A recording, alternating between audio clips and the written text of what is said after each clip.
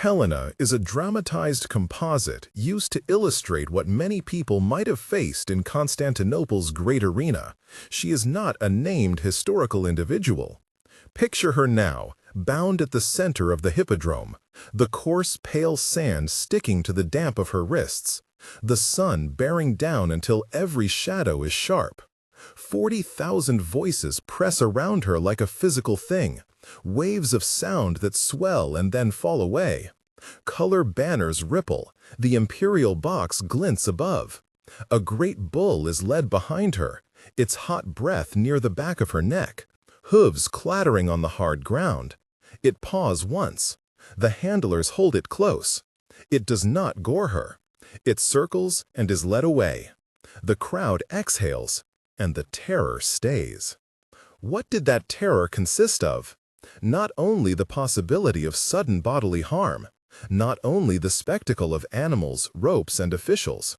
What made scenes like this so effective and so feared by Romans living under imperial rule was a particular combination of spectacle and authority, a punishment that turned personal humiliation into public law, that erased a citizen's position in the social order, that made the witnessing city into both judge and enforcer.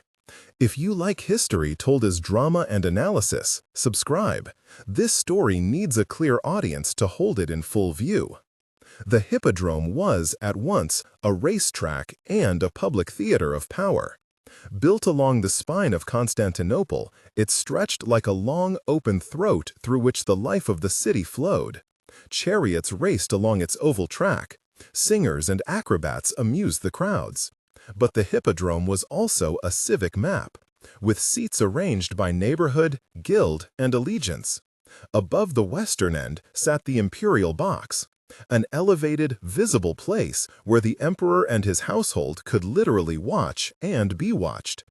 Every gesture in that box was legible to tens of thousands below. Lines of sight were meticulously designed.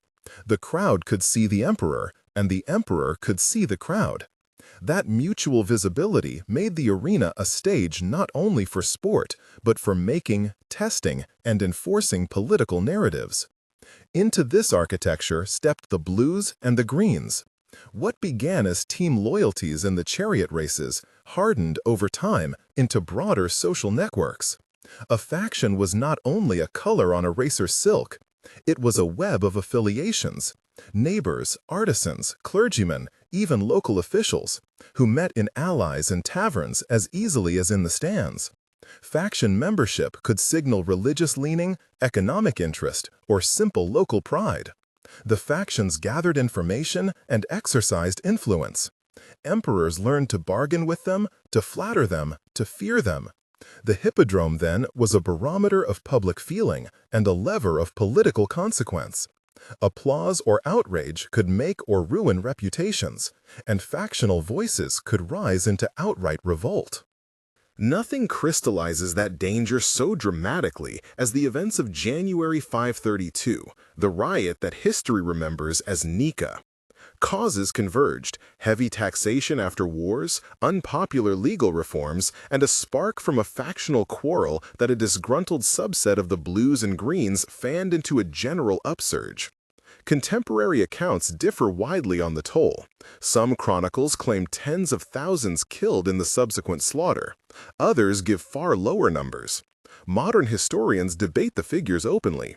The only consensus is that the carnage was catastrophic for the city and terrifying in its sweep. As the riot swelled through the streets, the Hippodrome became a trap. Thousands crowded into the stands seeking protection under the familiar canopy of factional identity. Once there, the crowd was contained. Exits were, in some accounts, sealed or blocked.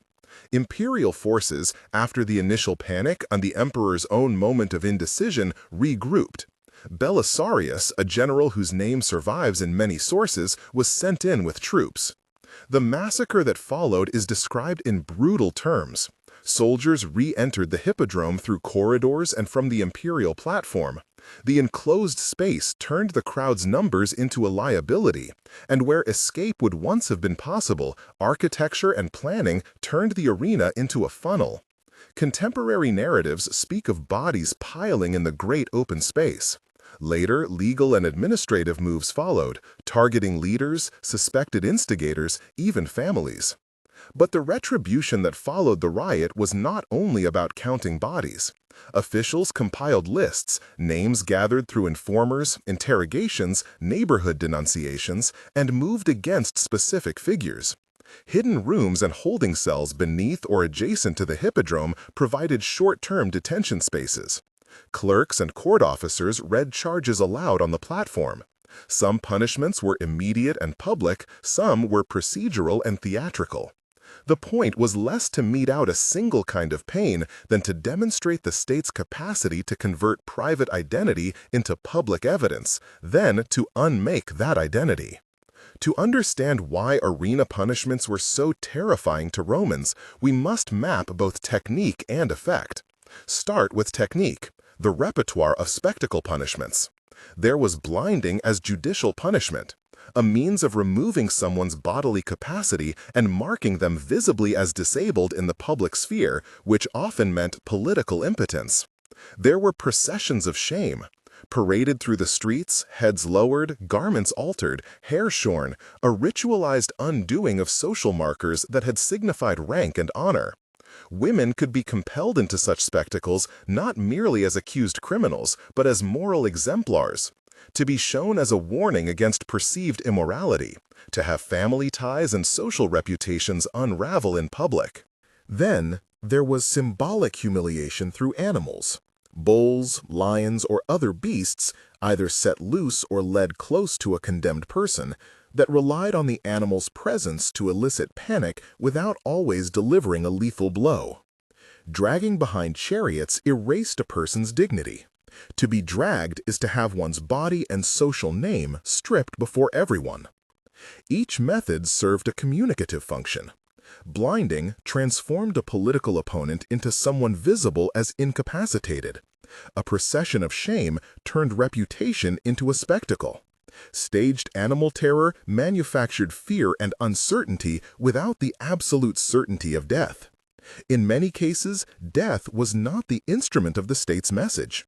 Death could be messy, hard to display, or too quiet to teach lessons. What terror the state wanted was reproducible, legible terror, an acted lesson that could be seen, remembered, spoken of in neighborhoods and taverns. Public humiliation was pedagogy. The point was to teach people what would happen to them if they crossed certain lines. The logistics behind these displays mattered as much as the drama. The Hippodrome's physical layout, its seating tiers, its corridors, the Imperial platform, made quick, theatrical punishment possible. Hidden rooms and corridors allowed for the sudden appearance of chained prisoners. Lists, compiled by informers, by tax officials, by faction enemies, allowed authorities to target specific bodies before a crowd even knew who would be singled out. Officials coordinated the timing. A sentence read aloud, the lowering of the emperor's standard, the sliding open of a gate.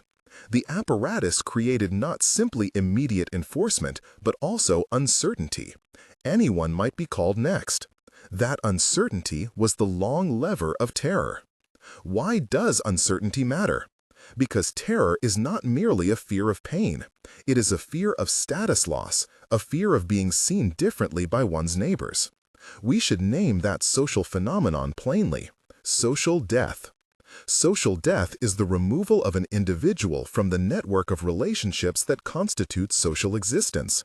Family ties, legal standing, the right to bear honor, the ability to bear witness at a court. A citizen could be alive but effectively erased from civic life. A noble, stripped and led through the streets, could survive in the body but die in reputation and legal capacity. When ranks and rights are publicly removed, inheritance claims, office-holding prospects, marriages, and neighborhood standing all suffer. That is why the arena's punishments were so devastating. They targeted not simply the body, but the person as recognized by the collective. Gender shaped how social death was enacted. Men and women experienced public spectacle differently, because gender carried distinct social scripts. Public whipping or blinding of a male political rival aimed at eliminating his capacity for leadership or revenge. For women, public shaming frequently sought to erase sexual and familial authority. A woman, paraded with her hair shorn, was not only humiliated, her value as a wife or mother was publicly questioned, and her children's future prospects could be imperiled. In a social order where honor and reputation mediated wealth, marriage alliances, and legal standing, gendered spectacles functioned to discipline entire family lines. The message to a watching city was double. Transgressions would be punished, and transgressions could cost more than life. They could cost the social continuity that keeps families and neighborhoods intact. Beyond the immediate family, the spectacle enforced collective complicity. The crowd was not a passive audience. By witnessing and reacting, it became part of the state's apparatus. A public reading of a sentence required witnesses. A paraded humiliation required a crowd to confer shame. That conferral made the punishment durable. People would talk about it at the market, cite it in disputes, warn their children. Stories of the Hippodrome's punishments circulated as communal memory. The terror was pedagogical and contagious. The drama taught and the memory enforced. There is another dimension, the legal theatrical hybrid. Byzantine governance often wrapped administrative acts in ritual. Pronouncements could be read aloud in public, sentences announced from a high place, punishments carried out with scripted gestures. Theatricality lent law a moral claim. If a magistrate read a list and the emperor nodded, the crowd saw law enjoined before them as a visible reality. The performance made the punishment appear legitimate. It is one thing to be accused. It is another to have that accusation confirmed in public ritual with the sanction of official speech. The Hippodrome's architecture allowed law and theater to co-perform, and this fusion magnified trust in the spectacle's verdicts. The Nika aftermath also reveals a bureaucratic dimension, confiscation of property and exile. If you could not kill a person, or if killing would make them a martyr, stripping them of possessions and banishing them solved the state's problem of political threat without spilling additional blood into a public arena. Confiscation erased not just status, but material power. Exile removed the physical presence that could organize dissent. In a social economy where house, land, and office made political life possible, these outcomes amounted to a total annihilation of civic personhood short of death. Yet terror rests also in repetition and predictability. When a state demonstrates that it can make someone an example, it creates a template that is easily repeated. Stories travel. Neighbors repeat the ritual to neighbors, artisans tell apprentices. Rituals are teachable techniques. The same procession could be used again and again, the same corridors, the same reading of charges, the same parade could be enacted to the same effect. That reproducibility made the Hippodrome terrifying as a long-term instrument of governance. It was an available tool of discipline at the monarch's disposal. We must also consider the psychological mechanics of anticipation. Watching is different from waiting to be watched. To be in the Hippodrome with a bull behind you is to live inside a narrative that belongs to others. You are not the protagonist of your own fate. Fear metastasizes when you do not know whether the apparatus will stop short or continue. The handler's restraint, the bull led away instead of gore, did not guarantee mercy. It only extended the moment of exposure. That suspension, will they stop, will they not, is precisely the part that binds memory to lesson. It is an emotional economy.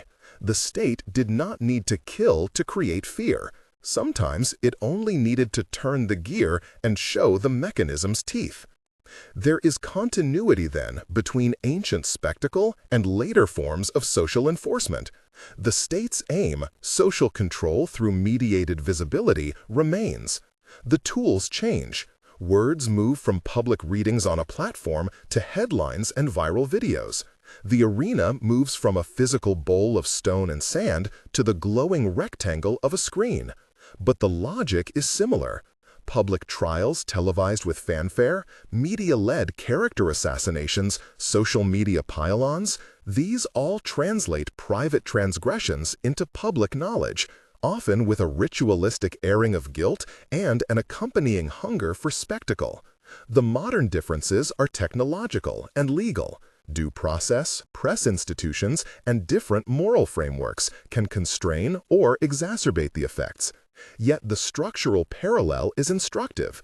Where once the imperial box and the spines of banners determined an official narrative, today's share buttons and algorithmic amplifications shape the same kind of public verdicts.